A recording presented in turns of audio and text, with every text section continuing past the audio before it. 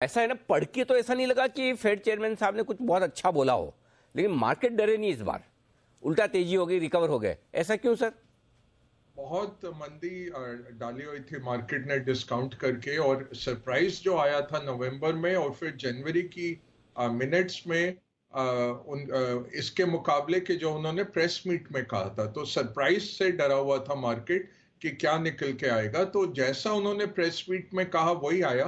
But बिल्कुल मैं सहमत हूं अनिल जी, एक नेगेटिव जरूर था कि जो इन्होंने कहा रिस्ट्रिक्टिव पॉलिसी, और न्यूट्रल से पहले कहते थे कि हम न्यूट्रल रेट ले आएंगे और वहां पे रुक के देखेंगे। तो रेट को पहले, क्योंकि अभी तो रेट नेगेटिव चल रहा है, अगर आप इन्फ्लेशन से इंटरेस्ट रेट निकालें तो -2% तक है अमेरिका का रेट। तो उन्होंने पहले कहा था कि न्यूट्रल पहले ले आते हैं।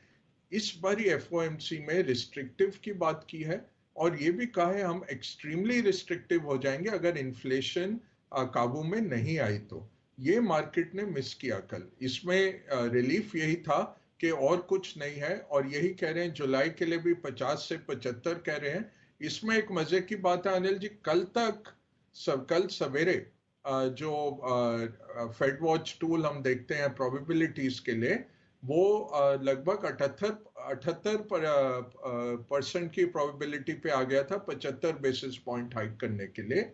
वो एफओएमसी बैठक के बाद फिर से अपना 97% प्रोबेबिलिटी जो इसकी पिछले हफ्ते थी वहीं पे आ गया।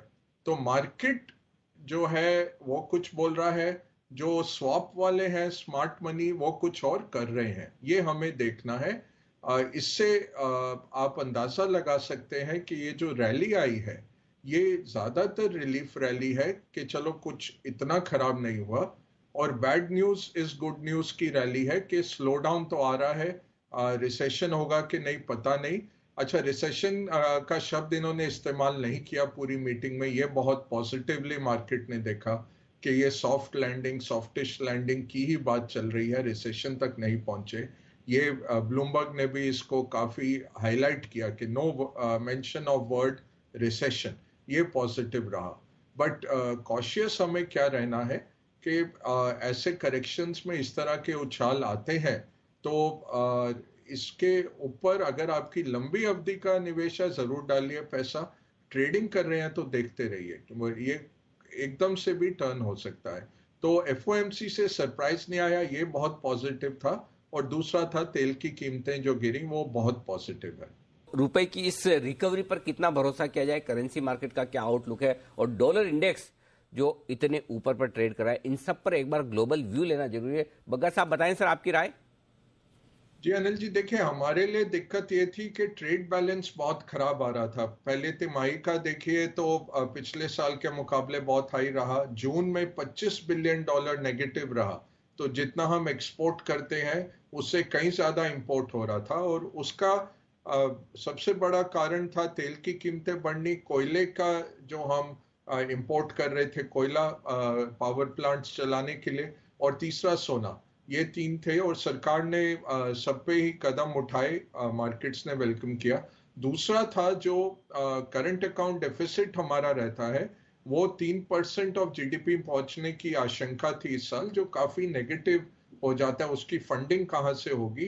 फंडिंग नॉर्मली पोर्टफोलियो फ्लोज और कैपिटल अकाउंट फ्लोज से होती है। अगर वो नहीं आए तो क्या होता? अगर रुपी गिरता रहेगा, तो आरबीआई ने ये सख्त कदम उठाए और खुले में आके कदम उठाए। NRI deposits bank normally market नहीं करते, क्योंकि आरबीआई ने उस पर अंकुश लगाया था कितना इंटरेस्ट रेट आप दे सकते हैं, और सीआरआर पे तो आपको रिटर्न नहीं मिलता। 4.5% सीआरआर इंपाउंड हो जाता है, एसएलआर 18%, उस पर रिटर्न नहीं है। तो आपको वो रुपए में कर्ज दे के इतना कमाना है कि रुपी की डिप्रिसिएशन भी कवर कर सकें, और डॉलर में जो आप इंटरेस्ट रेट दे रहे हैं वो भी कवर कर सके। तो अभी ये जो छूट मिली है वो